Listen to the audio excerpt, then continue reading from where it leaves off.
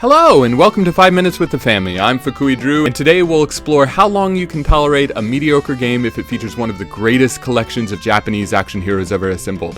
The game is Battle Soccer, part of Banpresto's popular Compachi hero series, featuring heroes from Godzilla, Ultraman, Kamen Rider, and Gundam.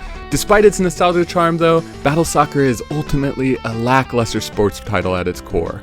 The biggest issue is the sluggish controls, with noticeable lag between input and action. And, don't even get me started on... Wait, no way. Is that Zeton?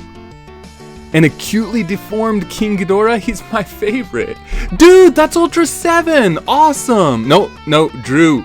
Stay focused. Remember the music. The game has some of the worst music you've ever heard since Balls 3D. And the presentation style, bare bones, feels rushed. Are they really going to ask me if I'm sure after every selection I make? Yes. I swear I'm gonna take this cartridge out right now and wait. Double Zeta Gundam? And cool, there's Godzilla. And the apologize? That last one doesn't mean anything. But how awesome is this? Godzilla teaming up with Kamen Rider? The only thing that could make this better is what? If the characters did their signature moves every time they score? No way! Now, I can tell you that there is great fun in seeing a crossover between these successful franchises, and those familiar with them will likely overlook the downsides, but make no mistake, the downsides are considerable, and those unaffected by nostalgia will likely find them unbearable. The characters are broken up into teams, but a super team can be assembled by adding characters in tournament mode. The default teams include the following. There are the Godzilla Fighters, headlined of course by Godzilla himself. The programmers dug deep to find some of Godzilla's allies and pulled out Rodan, King Caesar, and Jet Jaguar. Fans of the movies will appreciate this understanding of the source material, even if King Caesar looks more like a dog than his movie counterpart. The King Soldiers team includes many of Godzilla's enemies. The game came out in 1992, so there wasn't a chance for Destroya, a personal favorite, to make an appearance, but they do have Titanosaurus. Though I gotta say, without his long neck, he looks more like the Hellfish logo from The Simpsons. I don't know. The Ultra Heroes include many popular Ultraman characters, including goalie Ultraman Taro. To those unfamiliar with the series, they may just look basically the same. The Super Beast team includes Ultraman's enemies, and includes the cutest version of King ever. Though, to be honest, King was always cute, right? There's also a sprite of King Joe, which somehow looks to be in higher definition than the actual costume. I don't know. The Gundam Warriors and the Mobile Busters are the only ones based on anime, and the bulky, detailed graphics depict this.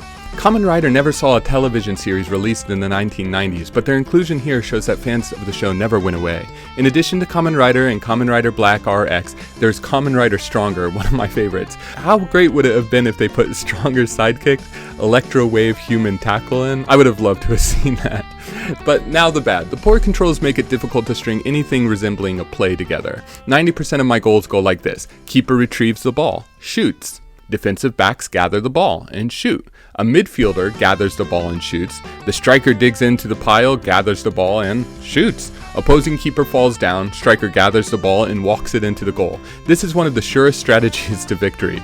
Trying to finesse your way around the field is doable, but the risks outweigh the rewards. If the ball is stolen in your half, the computer will not be hindered by poor controls. Also, dribbling and passing might misalign you with the goal, requiring more difficult diagonal shots. Strangely, what this means is the game becomes more a 2D soccer game, not a 3D one.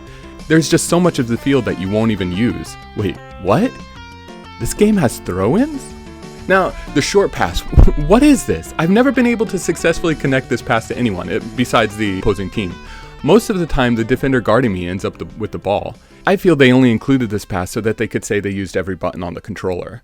All players except for the goalie can do a special attack shot. The effects leading up to the shot look nice, but the shots themselves are a bit of a letdown. Ultimately, these power shots don't feel much more different than a regular shot, and even the most diehard fans will feel a little bit let down. I would have loved to have seen some great explosion and other effects here, maybe an overlay animation or something exciting. If you're not going to make these special attacks special, why even have these characters here in the first place? While playing defense close to your own goal, the game might quickly turn control over to your keeper just as they get the ball. It is very easy to unknowingly and immediately run off into the opposite direction right into your own goal for an own goal. It's another humorous side effect of these lackluster controls. At least this one is pretty comical when it happens. This text looks wonky, doesn't it? It looks kind of cool, but I bet it is only there to distract you from the fact that there are no stats or match recap. Think of it, there's not even a final score on this screen. It must be pretty obvious to this point that I'm not very impressed with Battle Soccer. It turns out that the title doesn't refer to any on-field battle, but instead it is referring to my battle to overcome the poor controls, a battle which I lost more times than I won. Overall, I give the game a 48 out of 100. I bought my copy for 300 yen. It only includes the cartridge, but it is very clean. I was initially a little disappointed that I didn't splurge and try to get the box and instructions, but then I played the game and I was okay with it. Well, until next time, this is Fukui Drew. Hope you enjoyed the channel.